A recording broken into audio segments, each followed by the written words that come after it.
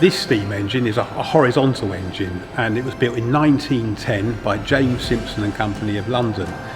This engine is really special for us because it was the very last one in the United Kingdom that was still used for pumping drinking water. It came from Waddon Pumping Station at Croydon.